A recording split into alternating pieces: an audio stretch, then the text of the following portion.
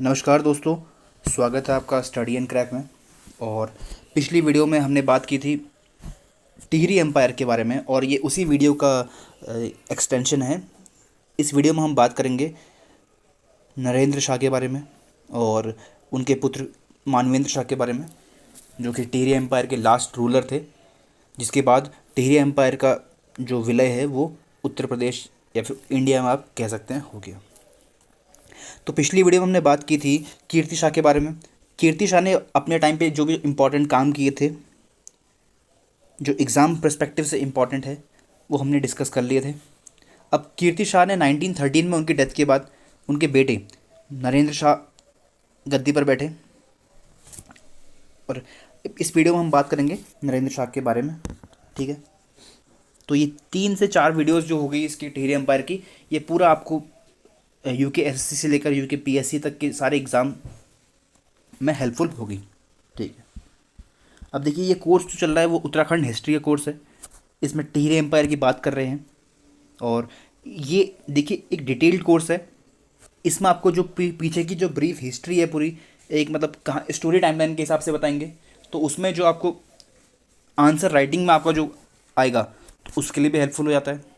और पटवारी वीडियो जैसे one day exams जिनमें डायरेक्ट फैक्ट के क्वेश्चन आते हैं, उनके लिए तो ये वीडियो इंपॉर्टेंट है ही।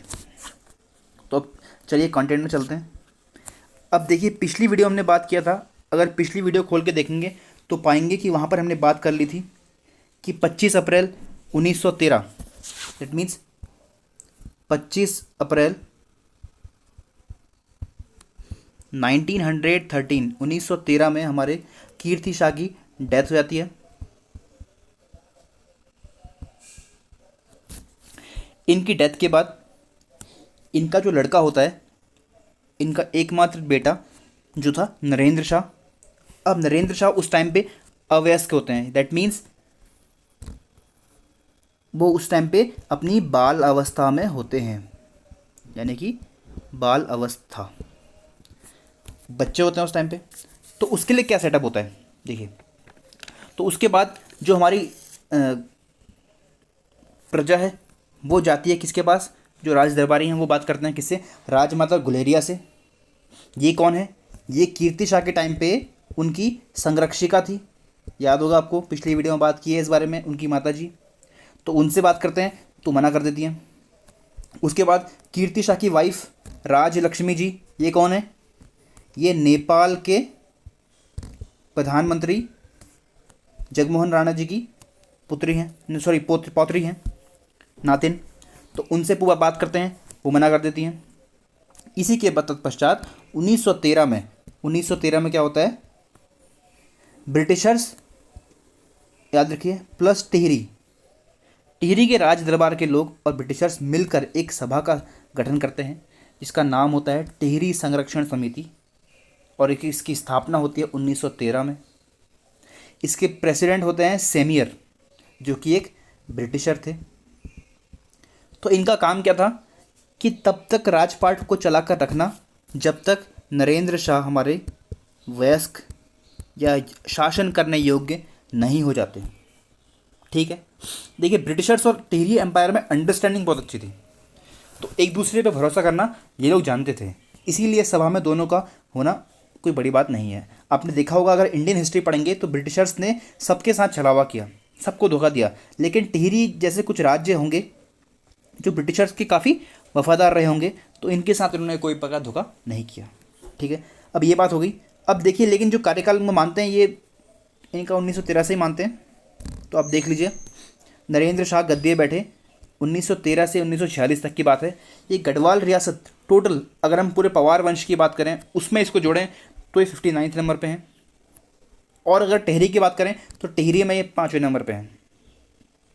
इनके क्रोनोलॉजी आपको याद करनी है। ठीक है, अब देखिए वास्तविक जो इनको रूल मिला, इनको जो पावर मिली वो मिली 4 अक्टूबर 1919 को। 4 अक्टूबर 1919 को इनको पावर मिली।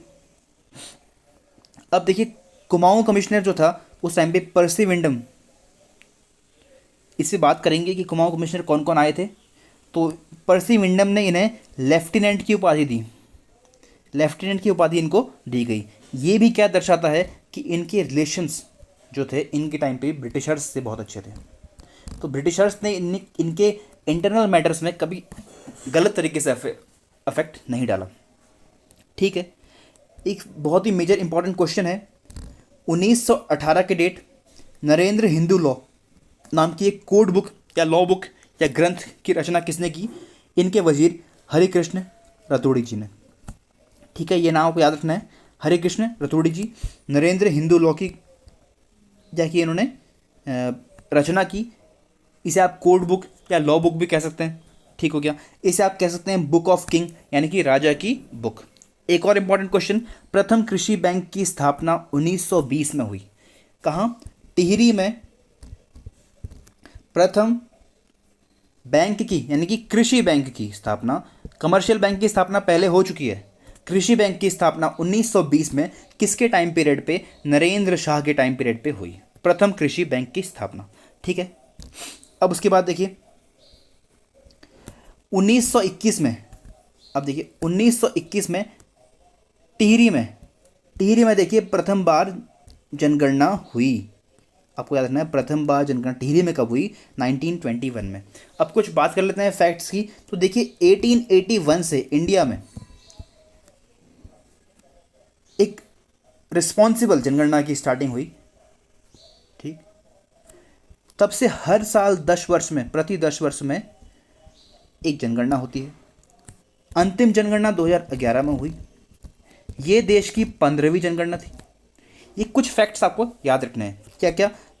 1881 में पहली बार एक रिस्पॉन्सिबल जनगणना हुई, मीन्स एक तरीके से, तौर तरीके से जनगणना हुई।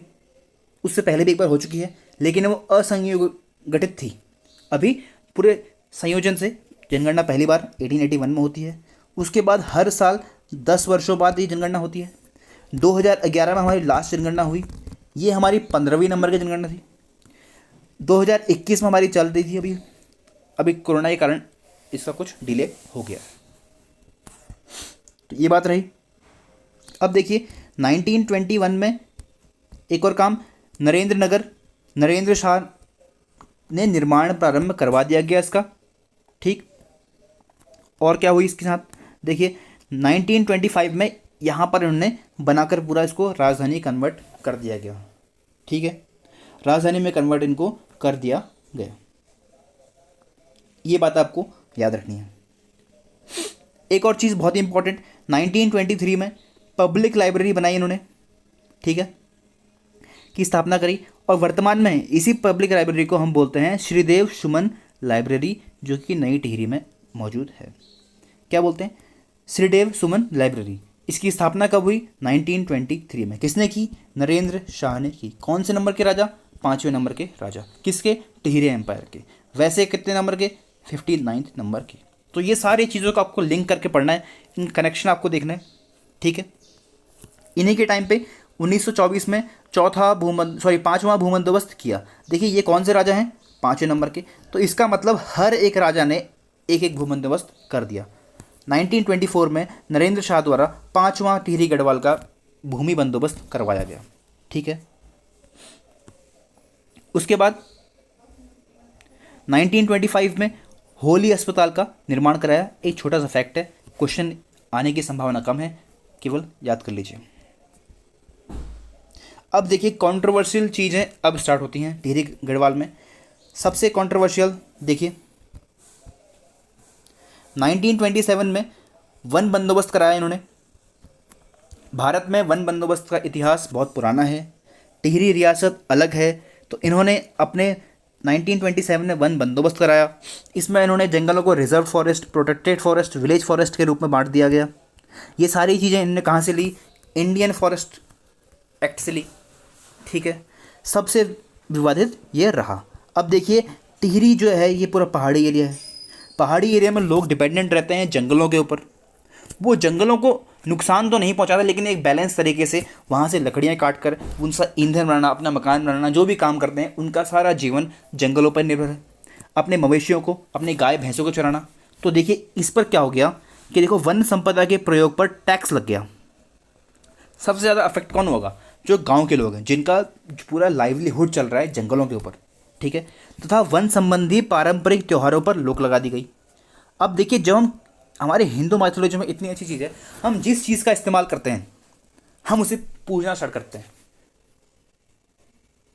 किसी भी चीज़ के हम फायदे देखेंगे तो हम उसको पूजना स्टार्ट करते हैं। ये हमारे धर्म की एक बहुत ही अच्छी खासियत है। तो इसी तरह जब हम जंगलों में काम करते थे, जंगलों से कुछ लेते थे, तो हम पेड़ों की इनकी पूजा करना स्टार्ट कर दिया। अब इनमें कुछ रिचुअल्स होते होंगे, कुछ तौर तरीके होते होंगे जिनसे ब्रिटिशर्स को ये लगता था कि नुकसान हो रहा है जंगलों को, तो उन्होंने वन संबंधी त्योहारों पर रोक लगा दी थी। इसका ही अनुसरण कर दिया टिहरी के राजा ने। ठीक है, देखिए, एक गाय एक भैंस और एक जोड़ी बैल, यानी कि 2 बैल, एक गाय एक भैंस और 2 जोड़ी बैलों से अधिक अगर आपने रखा है तो उसके लिए आपको क्या होगा, देखिए, चारा अलग लगेगा, वो घास ज़्यादा खाएंगे, जंगलों तरफ जाएंगे। तो इसको देखते हुए उन्होंने क्या करा, 1 रुपये का टैक्स लगा दिया पर ईयर, जिससे कि लोग क्या करें, गाय भैंस कम पालें। देखिए, अब इससे क्या हो गया, ग्रामीणों में रोष हो गया, यानी कि ग्रामीण जो थे वो नाराज़ हो गए। अब इस तरह का देखने के लिए एक काम और देखिए। अब 1930 very important year in the history of very important year in the history of Tehri empire. Tehri empire में सबसे इंपॉर्टेंट अगर कोई पीरियड है वो है 1930। देखते हैं क्या हुआ इस पर। 1930 में नरेंद्र शाह अपने कुछ हेल्थ रीजंस के कारण यूरोप चले गए। ठीक है, अब राजा जैसे चले गए तो क्या होता है कि इनके जो मुखिया इनके अंडर में जो काम करते थे ना, वो कौन कौन थे, हरिकृष्ण रतोड़ी और चक्रधर जुयाल। अब इन दोनों ने क्या करा कि सारी सत्ता, सारी पावर अपने हाथ में अज्यूम कर ली, और अब जो ये चाहेंगे वही पूरे ज़िले में होगा। ठीक है, देखिए लिखा है यहाँ पर, अधिकारी जो हैं वो निरंकुश हो गए। मीन्स देखिए, राजा ऊपर है नहीं संभालने के लिए, अपना फ़ायदा देखने के लिए ये सारे अधिकारी क्या कर रहे थे कि अपना मनमानी चला रहे थे। ठीक है, ये चीज़ आपको समझनी है। इसके बाद क्या हुआ, देखिए, अब जनता बहुत परेशान रहने लगी। तो देखिए, रवाई एक जगह है। ठीक है, रवाई में क्या हुआ कि 1930 में ग्रामीणों ने आज़ाद पंचायत की घोषणा कर दी। मीन्स अब वो खुद के फैसले खुद लेने के मूड में थे। उन्होंने जगह जगह वो पंचायत बिठाते थे। पंचायतों में डिस्कशन होता था कि किस प्रकार हम राज्यों को मनाएं कि ये कानून आप वापस लीजिए, और उसके प्रति विरोध होता था। विरोध के लिए सभाएं होती थी जिसका नाम क्या था, आज़ाद पंचायत। याद रखना है। देखिए, रवाई जनसंघर्ष के कुछ नेताओं को क्या हुआ ना, अब देखिए क्या होता है कि नेताओं को वार्ता करने के लिए बुलाकर गिरफ्तार कर लिया गया। अब देखिए, 20 मई 1930 ये डेट आपको याद रखनी है। इस दिन क्या होता है कि आज़ाद पंचायत चल रही होगी कहीं, वहाँ पर क्या किया गया, टिहरी रियासत के अधिकारी गए और उनसे कहा कि हमें आपके नेताओं से बात करनी है, और जैसे ही वो बात करने के लिए गए उनको गिरफ्तार कर लिया गया, जेल में बंद कर दिया। ठीक हो गया। अब क्या होता है, देखो, जनता ने क्या किया, अपने नेताओं को छुड़ाने के लिए भीड़ इकट्ठा हुई। जनता गुस्से में है कि हमारे नेताओं को क्या कर लिया, बंदी बना लिया। अब जनता गई किसके पास, DFO, यानी कि देखिए जंगलात का मामला है तो फॉरेस्ट ऑफिसर के पास गई। फॉरेस्ट ऑफिसर कौन, पद्मदत्त रतोड़ी जी। ये कौन है, एक सरकारी अधिकारी हैं। मैंने आपसे कहा था अधिकारी निरंकुश। तो ये अपनी पूरी तड़ी में फुल ऑन, इन्होंने क्या करा, वहाँ पर झड़प हुई लोगों की, इन्होंने गोली चला दी। गोली में अजीत सिंह और जुग्गा या जूना नाम के 2 आदमियों की मृत्यु वहीं पर हो गई। ठीक है, भीड़ को गुस्सा आ गया। भीड़ को गुस्सा आने के बाद क्या हुआ, हमारे परमदत्त रतोड़ी जी ने क्या किया, फिर बंदूक निकाल ली। वो तो एक आदमी ने इनकी बंदूक पकड़ ली, जिससे क्या हुआ, अभी इनको डर लगने लग गया कि ये भीड़ क्या है, उग्र हो गई है। तो ये तो नेताओं को छोड़कर सीधे भाग गए, कहाँ, टिहरी को भाग गए। ठीक है, ये सारी चीज़ आपको याद रखनी है। एज ए स्टोरी के फॉर्म में बता रहा हूँ, क्योंकि इससे आप कनेक्ट कर पाएंगे कि क्या चल रहा है पूरा। ठीक है, अजीत सिंह और जुग्गा नाम के आदमी की यहाँ पर मौत हो गई। ठीक, नेताओं को छुड़ा लिया गया। अब जनता में ये बात चली गई। अब देखिए, राजा क्या था ना, राजा अपना चले गया यूरोप में। अब यहाँ क्या हो रहा है, इसकी जिम्मेदारी कौन लेगा, एक कहीं ना कहीं राजा को तो लेनी पड़ेगी। तो देखिए, यहाँ पर वो सब कुछ छोड़ छाड़ के चले गए। तो जनता में क्या मैसेज गया इससे कि देखो, राजा तो मज़े कर रहे हैं यूरोप में, लेकिन जनता को ये विश्वास हो गया यहाँ कि हमें यहाँ पर न्याय नहीं मिलने वाला। और ये सारी जो घटना हुई थी, सॉरी कहाँ चले गया, हाँ, और ये सारी जो घटना हुई थी वो क्या कहलाई हमारी, वो बहुत ही इम्पोर्टेंट, देखिए ये कहलाई हमारी रौड़ी घाटी गोली कांड। रौली घाटी गोली कांड कब हुआ? 20 मई 1930 को ये हुआ। ठीक है, अब ये चीज़ आपको याद रखनी है, रौड़ी घाटी गोली कांड कहाँ हुआ? 1930 में 20 मई को। ठीक है, रौड़ी घाटी में हुआ। इसके बाद क्या होता है देखिए, अब 30 मई को आज़ाद पंचायत की बैठक चल रही थी तिलाड़ी के मैदान में। तिलाड़ी का एक मैदान था, ओपन मैदान था। तिलाड़ी एक जगह है, तिलाड़ी के बगल में क्या था, यमुना नदी बहती थी। उस ग्राउंड के जस्ट बगल में, मान लीजिए ये ग्राउंड है, यहाँ पर यमुना नदी बह रही है। ठीक है, यहाँ पर आज़ाद पंचायत की मीटिंग हो रही है। ठीक, अब क्या हुआ, यहाँ पर इस मीटिंग में डिस्कशन ये है कि कैसे हम सरकार के प्रति, यानी कि राजा के प्रति गुस्सा है लोगों में, लोग बात कर रहे हैं कि कैसे हम अपनी आज़ाद पंचायत का दायरा बढ़ाएं और राजा से सारी मांगें हटवाएं और हम क्या करें जिससे हमारी प्रशासन हमारी मांग को सुने। ये बात चल रही है, शांतिपूर्ण मीटिंग चल रही है। यहाँ पर कुछ लोग भाषण दे रहे हैं यहाँ पर। अब देखिए क्या होता है, एक साइड यमुना, 3 साइड से घेर लेता है इन्हें कौन? चक्रधर जुयाल। कौन है चक्रधर जुयाल? हमारे नरेंद्र शाह का प्रमुख 2 वजीर थे उनके, एक थे हरे कृष्ण अतुर्डी, एक थे चक्रधर जुयाल। अब जुयाल क्या है? अधिकारी। अधिकारी क्या हुए? निरंकुश। कब? जब राजा चले गया यूरोप। अब देखिए निरंकुश राजा ने क्या किया, अपनी सेना लगा दी यहाँ से पूरी। ठीक है, और सीधे क्या करा, बिना वार्निंग के इन्होंने यहाँ पर गोलियाँ चलाना स्टार्ट कर दिया। अब गोलियाँ चली तो कुछ लोग मरे। पहले लोगों ने विरोध किया, लेकिन लोग हथियार के साथ नहीं थे तो विरोध कैसे करते? गोलियां चलनी, लोग मर रहे हैं, आधे लोग यहाँ मर गए, आधे लोगों ने यहाँ की क्या किया, यमुना में कूद लगा दी। अब यमुना इतनी बड़ी नदी, यहाँ भी आधे लोग मर गए, यानी कि पूरी आज़ाद पंचायत को इसने ख़त्म कर दिया। ये आपकी घटना होती है 30 मई 1930 को। इसको हम कहते हैं रवाई कांड, रवाई कांड या फिर तिलाड़ी कांड, या फिर इसका एक बहुत ही फेमस नाम है, इसका नाम क्या है? उत्तराखंड का जलियांवाला बाग हत्याकांड। ठीक है, याद रखना है, उत्तराखंड का जलियांवाला बाग हत्याकांड किसे कहते हैं? तो रवाई कांड को या तिलाड़ी कांड को कहते हैं। ठीक है, इसके साथ सुनिए कि सैकड़ों लोग मारे गए इसमें। और जो हमारे चक्रधर जुयाल हैं उन्हें क्या कहते हैं? चक्रधर जुयाल को कहते हैं हम उत्तराखंड का जनरल डायर। जनरल डायर कौन थे? जिसने जलियांवाला बाग में गोलियां चलवाई थी। चक्रधर जुयाल कौन थे? जिसने उत्तराखंड के रवाई कांड में गोलियां चलवाई। तो इस आपको जो कनेक्शन है इसको याद रखना है। ठीक है, अब ये देख लीजिए, यहाँ लिखा है रवाई कांड उत्तराखंड का जलियांवाला बाग कांड, चक्रधर जुयाल जनरल डायर के समतुल्य। और देखिए घटनाक्रम भी पूरा सेम। अब देखिए वहाँ हंटर कमीशन बिठाया गया, यहाँ कौन बिठाया गया? यहाँ गोस्वामी कमेटी बिठाई गई, जांच बनाएगी जिसमें गणेश गोस्वामी इसके हेड थे। और इन्होंने क्या किया, ये पाया कि चक्रधर जुयाल को क्या किया, इनने निर्दोष पाया। चक्रधर जुयाल को इन्होंने निर्दोष यानी कि बरी कर दिया, सारे फैक्ट्स जान के भी। अब भी क्या किया कि राजा ने, अब राजा की मंशा देखिए, अब राजा वापस आए, राजा ने क्या किया कि चक्रधर जुयाल को सम्मानित किया और ये कहा कि जो भी आंदोलन कर रहे हैं उनको सरफिरा घोषित कर दिया। यानी कि कहीं ना कहीं अगर हम ये मानें कि इस स्टेटमेंट से कि राजा का भी इच्छा रही होगी, भले ही वो बाहर था, तो इसमें हमें कहना गलत नहीं होगा। हालांकि ये प्रूफ नहीं है कि राजा की क्या मंशा थी, लेकिन ऐसे स्टेटमेंट्स को देखकर, उनको सरफिरा कहकर ये राजा प्रूफ करते हैं कि इनकी भी जनता के प्रति कोई निष्ठा नहीं थी। अब आप किसी वीडियो में देखेंगे कोई कहेगा कि राजा को कुछ पता ही नहीं था, राजा को कुछ मतलब होश ही नहीं थी।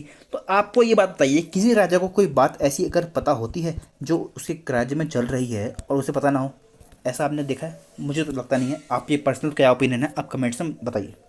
ठीक है, इसके बाद राजा के अन्य कार्य देखते हैं हम।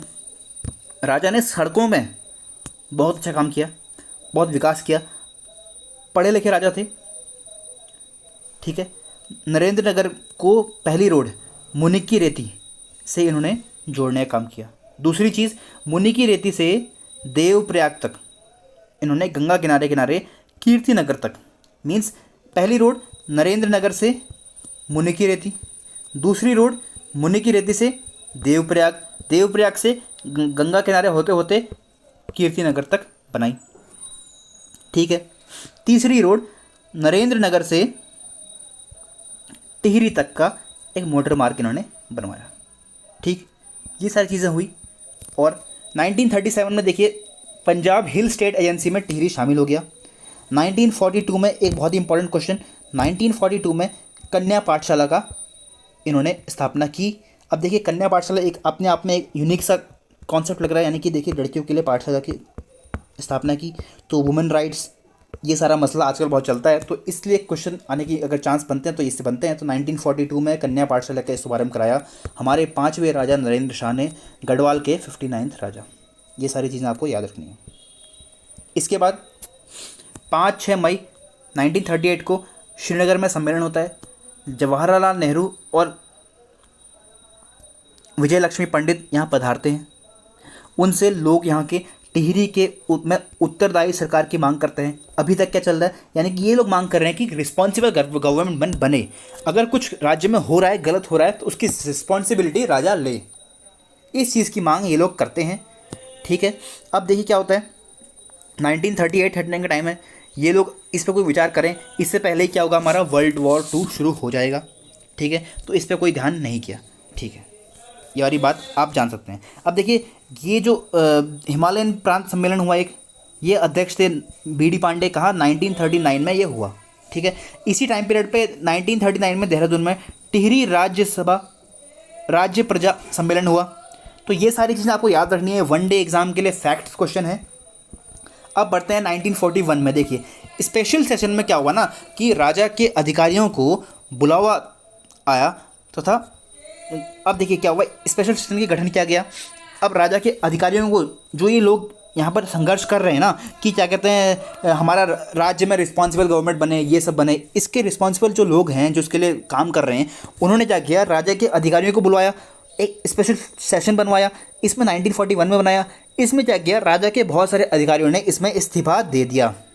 ठीक है, यानी कि कहीं ना कहीं राजा के जो लोग हैं उनमें भी थोड़ा सा किसी अच्छे लोगों में ये बात चल रही है कि हाँ रिस्पॉन्सिबल गवर्नमेंट हमारी होनी चाहिए। ठीक है। इसके बाद क्या हुआ, देखिए 1942 में एक बहुत ही इंपॉर्टेंट पर्सनैलिटी श्रीदेव सुमन, इनको राज्य से, टिहरी राज्य से निष्कासित कर दिया गया, यानी कि इनको बाहर भगा दिया गया। ठीक है। ये अभी इस बारे में हम इतनी बात नहीं करेंगे। श्रीदेव सुमन अपने आप में एक बहुत ही प्रमुख व्यक्तित्व हैं उत्तराखंड के। इनके बारे में हम जब हम उत्तराखंड के प्रमुख व्यक्तियों के बारे में बात करेंगे तब अलग से बात करेंगे। अभी जान लीजिए कि राज्य से निष्कासित कर दिया गया 1942 में। 1942 में ही देसी राज्य सम्मेलन किया गया। ठीक है। ये अभी देखिए छोटे छोटे पॉइंट्स हैं, इनको आप याद कर सकते हैं, या इतना ज़रूरी नहीं भी है। कुछ चीज़ें जैसे कि कन्या पाठशाला हो गई, ये सारी चीज़ें आप याद कर सकते हैं। ठीक है। अब मैं लिख दिया यहाँ पर, आपको देखना है कि आपको याद करना है या नहीं करना है। ठीक। 30 दिसंबर 1943 को श्रीदेव सुमन को इन्होंने जेल भेज दिया। इसके पीछे की स्टोरी है कि ये एक राजा के कर्मचारी, यानी कि वरिष्ठ अधिकारी का एक इंटरव्यू लेना चाहते थे। इंटरव्यू लेने के लिए इन्हें पहले इजाज़त नहीं दी गई, उसके बाद इन्हें यह दी गई, लेकिन इनको क्या कर लिया, गिरफ्तार कर लिया गया। गिरफ्तार करने के बाद इस टाइम पे इनका दीवान कौन था, मौलचंद शर्मा। देखिए इस टाइम पे भी ना ऐसा कहा जाता है कि हमारे राजा कहाँ थे, यूरोप चले गए। अब देखिए राजा को पता है कुछ भी होने वाला है तो बंदा यूरोप चल जाएगा। बंदे के यूरोप जाते ही यहाँ पर जो अधिकारी हैं वो निरंकुश हो जाएंगे, और इनके निरंकुश होते ही प्रजा परेशान होने लगेगी। ये बात आपको याद रखनी है। हालांकि श्रीदेव सुमन जो व्यक्ति हैं, इनकी नरेंद्र शाह से पर्सनल बहुत अच्छी बॉन्डिंग थी और ये इनके बहुत सम्मान करते हैं, लेकिन ये मानते थे कि रिस्पॉन्सिबल गवर्नमेंट होनी चाहिए। ये चीज़ इनकी मतभेद थी। देखिए श्रीदेव सुमन जेल चले गए। अब देखिए 21 फरवरी 1944 को इन पर राजद्रोह का मुकदमा चला, क्योंकि पहले निष्कासित हो चुके हैं। ठीक है। 29 फरवरी 1944 को ये जेल में अनशन स्टार्ट करते हैं। क्यों? क्योंकि इनके साथ जेल में बहुत दुर्व्यवहार हो रहा था। इसके प्रति ये लोग क्या करते हैं, बहुत अनसेटिस्फाई होते हैं ये सुमन जी, और ये प्रोटेस्ट करते हैं, हंगर स्ट्राइक करते हैं। ठीक है। देखिए उस टाइम पे इनको मना लिया जाता है, लेकिन फिर से वही हाल हो जाता है। तो देखिए 4-5 दिन बाद फिर से ये स्टार्ट करते हैं अनशन। 3 मई 1844, बहुत इंपॉर्टेंट डेट, 3 मई 1844 को ये स्टार्ट करते हैं अनशन अपना, और 84 दिन तक ये खाना नहीं खाते हैं, खाना पीना नहीं खाते हैं, तबीयत खराब होती है, लेकिन इनकी सुध बुध लेने वाला कोई नहीं। अगर आप बताइए रिस्पॉन्सिबल गवर्नमेंट होती तो क्या कोई नहीं आता इसको देखने आता, लेकिन रिस्पॉन्सिबल गवर्नमेंट ना होने के कारण इस बंदे ने 84 दिन का अवकाश, सॉरी क्या कहते हैं उसे, हड़ताल की, भूख हड़ताल, ठीक है। उसके बाद भी कोई देखने नहीं आया, और अंततः 25 जुलाई 1944 को श्रीदेव सुमन जी का देहांत हो गया, यानी कि वीर गति को प्राप्त हो गए। और शर्म की बात देखिए, इनके मृत शरीर को, अब देखिए जैसे ही इनकी मृत्यु हुई अधिकारियों को होश आ गया, उनको लगा कि बवाल हो जाएगा। अब क्या हुआ कि इनने उनकी लाश को भिलंगना में रात को बहा दिया, यानी कि उनका स्वर्गवास होने के बाद उनकी क्रियाक्रम भी इन्होंने नहीं किया। इसे हम कहते हैं इररिस्पॉन्सिबल गवर्नमेंट। अगर रिस्पॉन्सिबल गवर्नमेंट होती तो ये नौबत ही नहीं आती, जिसके लिए ये खुद फाइट कर रहे थे, ठीक है। अब देखिए उसके बाद क्या होता है, जनता के ऊपर बहुत ही रिस्ट्रिक्शंस हो गए थे। अब पृथ्वीशरण रतुड़ी जी को सुभाष चंद्र बोस जयंती मनाने से रोक दिया जाता है। इसके बाद देखिए 1946 में कृषियों का आंदोलन होता है, सकलाना विद्रोह होता है, डेट याद रखनी है आपको। और उसके बाद आज़ाद पंचायत का गठन हो जाता है, कहाँ, सकलाना में भी, सकलैनी गांव में भी आज़ाद पंचायत का गठन हो जाता है। देखिए हर जगह जगह आज़ाद पंचायत का कॉन्सेप्ट एक ही है, लेकिन अलग अलग जगहों पर अलग अलग टाइम पे ये इस्टेब्लिश हो रहा है, ठीक है। इसके बाद देखिए 1946 25 जुलाई में क्या हो रहा है, प्रथम बार, वेट ए मिनट,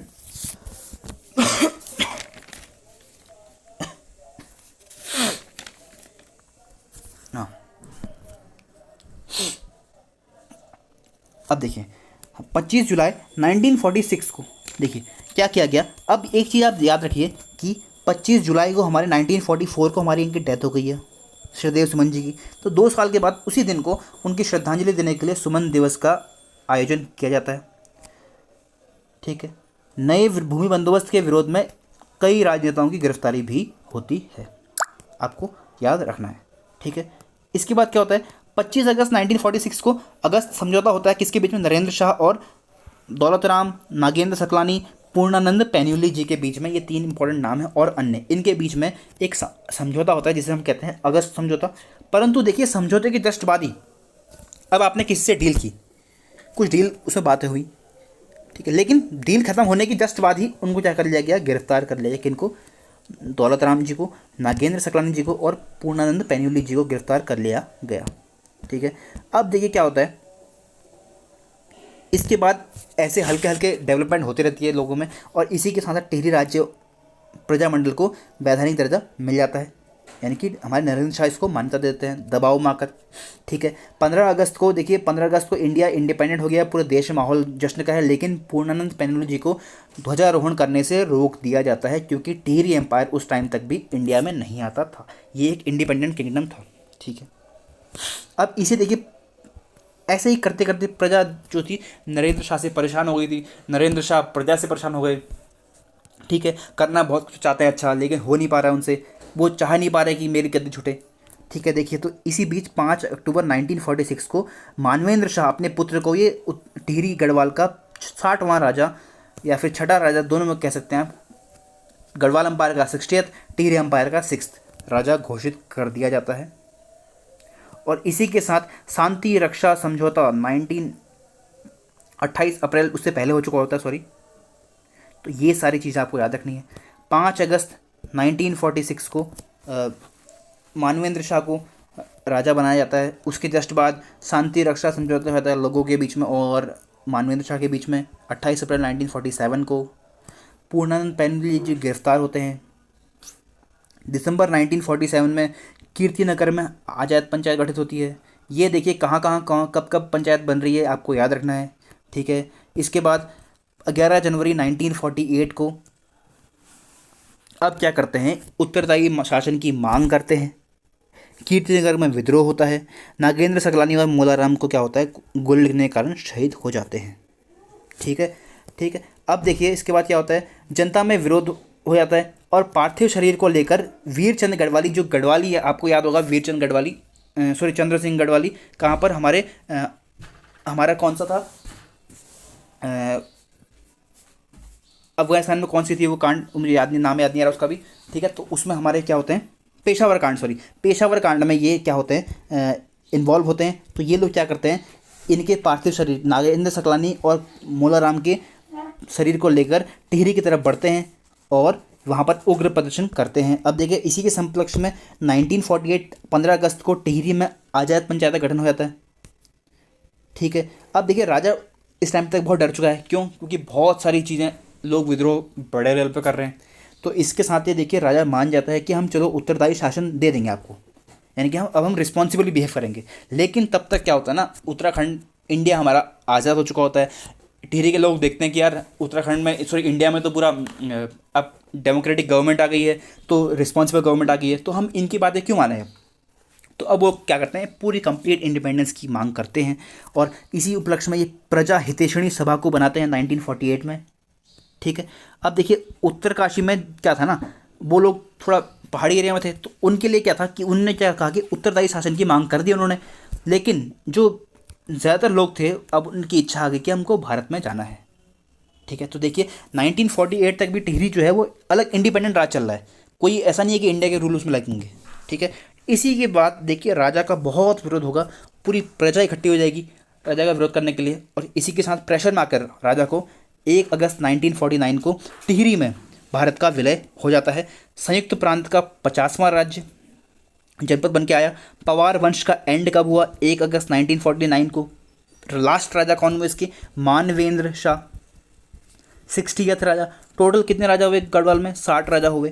ये सारे फैक्ट्स आपको याद रखने हैं, ठीक है। इसके बाद देखिए अब इंडिया में विलय हो गया, तो 1952 से लेकर 1957 तक कमलेंदुमती शाह जो हमारी क्या रही, सांसद रही टिहरी गढ़वाल से। 1957 से 2004 तक 8 बार सांसद बने हमारे मानवेंद्र शाह। ये बाद में इंडियन एम्बेसडर भी बने, बहुत सी कंट्रियों में सर्व किया इन्होंने। और 2007 में 5 जनवरी को इनका देहांत हो गया। अब इन्हीं के परिवार से माया राज लक्ष्मी शाह अभी वर्तमान में टिहरी से फिर सांसद हैं। यानी कि देखिए इनके बाद हालांकि बीच में विजय बहुगुणा भी आए थे, लेकिन टिहरी की सीट पर दबदबा जो है हमेशा से किसका रहा, राज परिवार का ही रहा। तो ये पूरी ब्रीफ हिस्ट्री थी हमारी टिहरी एम्पायर से लेकर। अगली वीडियो में बात करेंगे इसके प्रशासनिक व्यवस्था को लेकर, क्योंकि बहुत इंपॉर्टेंट हो जाता है, यहाँ से क्वेश्चन आने की संभावना बहुत रहती है। और आपको ये ध्यान देना है कि फैक्ट्स जितने बताए वो आपको बाय हार्ट याद होने चाहिए। वीडियो को 2 से 3 बार देखिए, पहली बार फुल स्पीड में देखिए, सेकंड बार डबल स्पीड में देखिए, रिवीजन करते रहिए। फैक्ट्स बेस्ड क्वेश्चन ज़्यादा आते हैं, conceptual question PCS lower PCS में आएंगे, उसके लिए भी ये वीडियो कारगर है। तो आई होप कि आपको ये वीडियो पसंद आई होगी। अगर पसंद आई तो वीडियो को लाइक करो, शेयर करो और सब्सक्राइब करो चैनल को। Thank you friend.